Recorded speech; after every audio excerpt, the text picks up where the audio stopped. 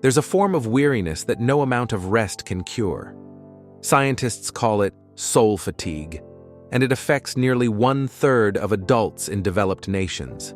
You sleep 8 hours but wake up feeling like you've been running a marathon in your dreams.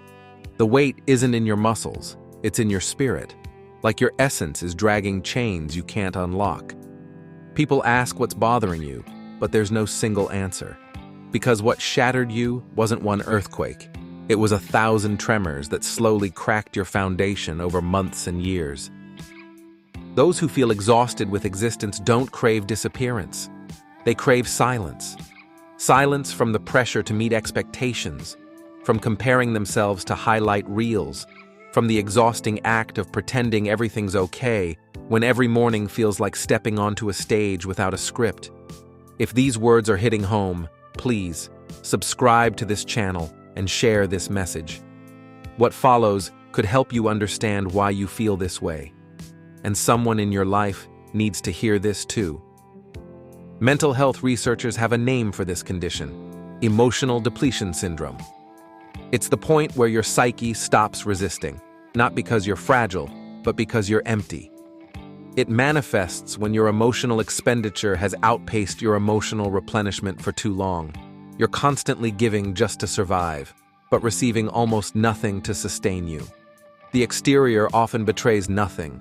These people look operational, completing work, wearing smiles, checking boxes, but their inner world has gone gray.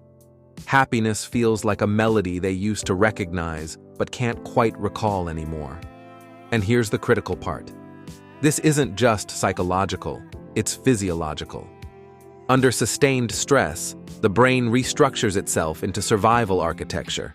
It starts processing everything through a filter of exhaustion. Neural reward pathways slow to a crawl. Dopamine production drops. And motivation, that fire that makes existence feel purposeful, flickers and dims. When someone tells you, "I'm just exhausted," believe them. It's not an excuse. It's their neurological system declaring, "I've been overloaded beyond capacity." This is where brain science intersects with human suffering. Every depleted person has a history, not of giving up, but of giving too much. Those tired of existing are frequently those who struggled hardest to keep their worlds from falling apart. They're the mediators, the caregivers, the reliable ones who materialize even when their own tank is empty. They've become experts at surviving turbulence, but never learned the art of genuine rest. Reflect on this. Our culture worships busyness, not balance. You're applauded for sacrificing sleep, never for honoring boundaries. Admired for grinding through pain, rarely for acknowledging limits. The result? People internalize the belief that their value equals their output. When they dare to pause, shame creeps in, whispering that stillness is equivalent to failing. This shame becomes the prison wall around silent exhaustion. Your thoughts insist, rest is something you earn, not something you deserve. But there's the trap. If rest requires earning, you'll never reach the threshold. Because modern life always presents another task, another test, another problem. So you keep sprinting, even after forgetting the destination. Here's an agonizing reality. Feeling exhausted with existence doesn't indicate weakness. It usually indicates you've been courageous for too long. You've shouldered unaddressed trauma, uninvited burdens, unreasonable standards. After years of acting like this weight is manageable, your core self starts protesting. This is unsustainable. There's a diagnostic term in psychiatry, anhedonia, the loss of capacity for pleasure. It's not depression's sadness, it's depression's numbness. Picture experiencing life through gray lenses where even joyful moments register as flat. This emerges when your brain activates protective shutdown. It abandons pleasure-seeking because pleasure has proven unreliable. Disappointment hurts worse than expecting nothing at all. People in this condition frequently isolate themselves, not by choice, but because social interaction demands energy they don't possess. Basic conversation feels like climbing Everest. They decline invitations, retreat into silence, choose solitude. Not from misanthropy, but because their nervous system literally cannot process one more emotional transaction. But here's the crucial misunderstanding. These people aren't quitting. They're surviving. When external stimulation becomes overwhelming, withdrawal becomes refuge, like seeking cover when the world turns hostile. And while the quietness may feel empty, at least it's not painful. This exhaustion compounds over time, constructed from years of emotional concealment. Every "I'm okay" that was a lie. Every forced smile hiding desperation. Every swallowed word to prevent confrontation. These moments pile up until the day arrives when you can't manufacture energy anymore. That's when the signs appear. Music loses its magic, laughter sounds hollow, hours crawl by, and you can't remember when living stopped feeling like living. There's yet another layer to examine. Purpose fatigue. When people become disconnected from what gives their life meaning, existence turns leaden. Not that they despise being alive. They simply cannot locate sufficient reason to continue the same patterns. Wake, work, scroll, sleep, repeat. Days merge together until they're asking, "Why am I doing this?" But that question isn't surrender, it's awakening. When your soul demands, "Why am I doing this?" it's actually saying, "I need something worth doing this for." This moment, dark as it appears, is frequently the threshold of transformation, because profound exhaustion is communication. Your subconscious broadcasting that your current life has diverged from your authentic self. And recognizing that, painful as it is, creates possibility. It means something can be recovered: meaning, truth, or basic tranquility. Psychology's most powerful insight: purpose is the antidote. Viktor Frankl, concentration camp survivor and psychiatrist, observed that humans can tolerate almost any circumstances if they possess sufficient reason. People who relocate their why often witness their vitality gradually returning. The weariness transforms from hopelessness to growth. There's distinction between "I'm exhausted because existence is meaningless" and "I'm exhausted because I'm transforming." Perhaps the objective isn't eliminating tiredness. Perhaps it's interpreting it, treating it as information rather than punishment. Because buried in that exhaustion is a message whispering, "You've exceeded your current container." Maybe it's employment that extracts more than it provides. Maybe it's a lifestyle that no longer serves you. Maybe it's a self-version that helped you survive but prevents you from thriving. If you're experiencing that tension, that subtle voice insisting, "There must be something more," you're not damaged. You're evolving.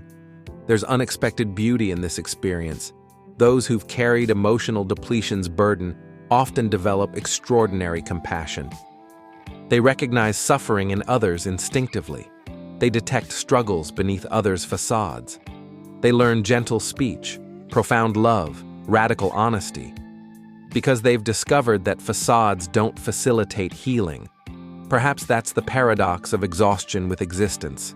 It dismantles your illusions, compels you to confront reality, forces recognition that life isn't about perpetual accomplishment or constant motion.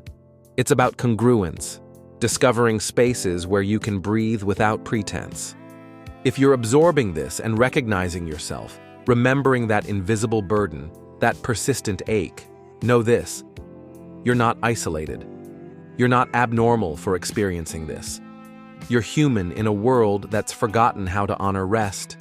You don't need immediate, comprehensive solutions. Don't manufacture joy or simulate energy. Just stop avoiding your exhaustion and begin listening to its message.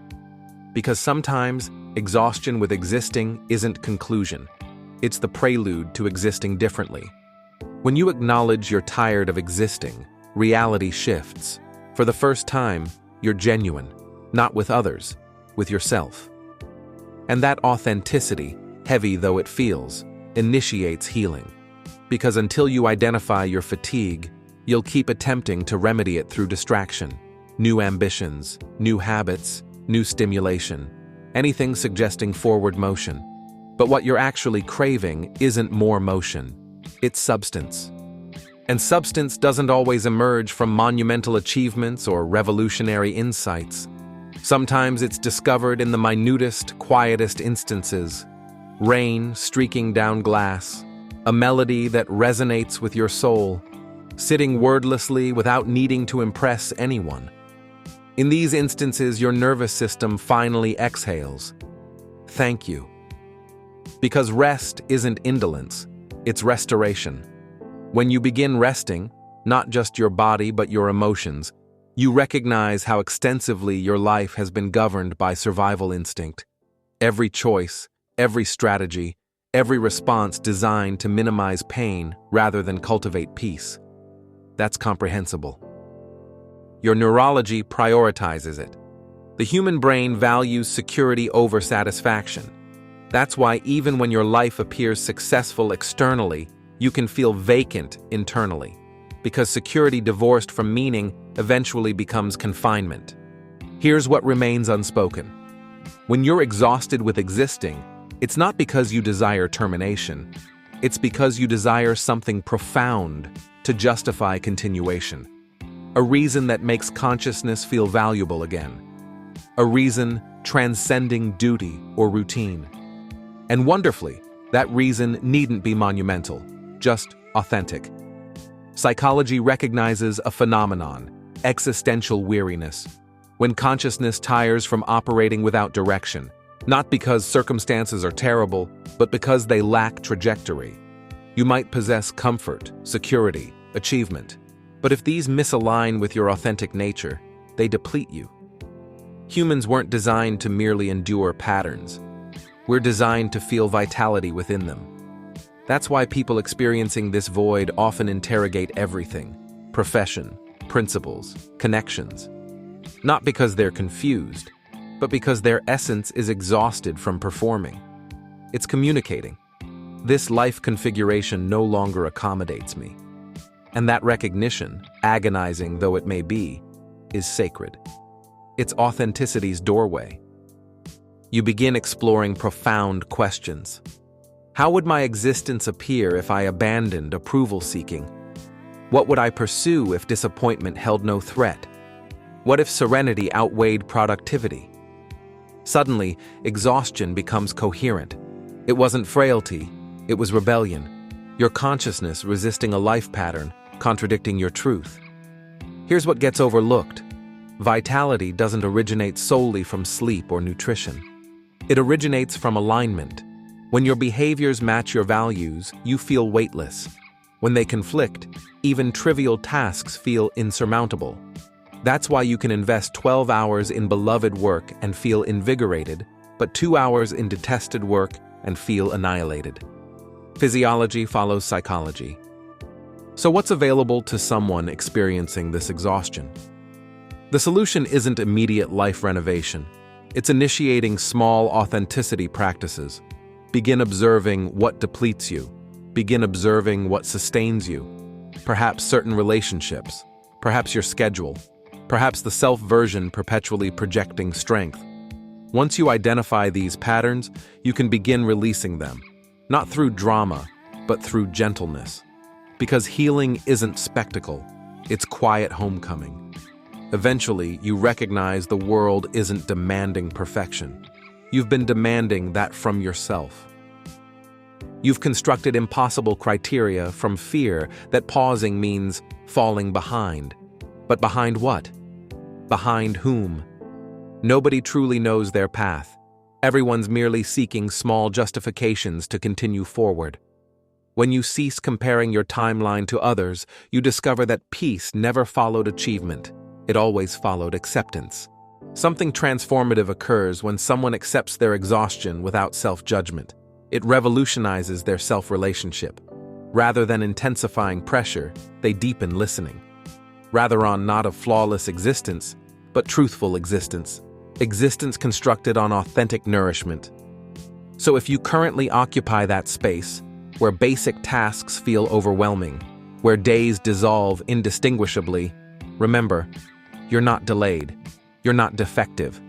You're simply summoned to reconnection. Your exhaustion isn't imperfection. It's orientation, directing you toward authenticity, perhaps toward deceleration, perhaps toward honesty, perhaps toward significance. And when that reconnection commences, however minutely, reality shifts appearance. Colors intensify, music approaches, laughter returns, not because problems vanished, but because you've reconciled with imperfection. And that reconciliation, that tranquil acceptance, is where genuine existence resumes. Reality guarantees moments when burden recurs, days questioning your trajectory. But now, you'll comprehend its meaning. You'll recognize it not as termination, but as signal. Reminder that you're someone experiencing profoundly, contemplating profoundly, existing profoundly. And that deserves reverence. Because perhaps exhaustion with existing doesn't signify life failure. Perhaps it signifies you finally pause sufficiently to recognize that existence deserves conscious living, not mere endurance. And that pause, that breath, that tender awareness might constitute everything you've been seeking. Then questioning, what's my defect? They question, what's my mind communicating? And gradually that inquiry becomes the pathway back to vitality. You begin rediscovering marvel, not theatrical grandeur, but subtle beauty, the quiet magnificence of minor details, morning light streaming through your space, coffee's aroma, how your cherished song validates your experience. These small anchors demonstrate that existence needn't be spectacular to be significant. It simply needs to be experienced. And experiencing, paradoxically, is something we unlearn through aging. We're conditioned to analyze, optimize, maximize productivity, but rarely conditioned to simply experience, to remain with sorrow without remedying it, to embrace delight without fearing its departure. People exhausted with existing are often those who've severed that visceral emotional connection to life. They've numbed themselves, not from apathy, but because caring inflicted excessive pain. The return path isn't through intensified control, it's through surrender, through permitting yourself humanity again, to weep without rationalization, to rest without self-reproach, to acknowledge you lack complete answers presently. And that's legitimate, because sometimes courage isn't perseverance, it's pausing, inhaling, and recommencing from authenticity. Positive psychology research demonstrates that people regularly experiencing awe moments, deliberate wonder experiences, report elevated life satisfaction and reduced burnout. So even amid emptiness, pursuing awe can resurrect something within you. Observing celestial expanses, absorbing emotionally resonant music, corresponding with your former self, because awe reconnects you with existence's essence, reminds you of your continued presence, and that your presence remains meaningful. Perhaps that's exhaustion with existing's quiet miracle. It reduces life to fundamentals, eliminates distraction, performance, illusion,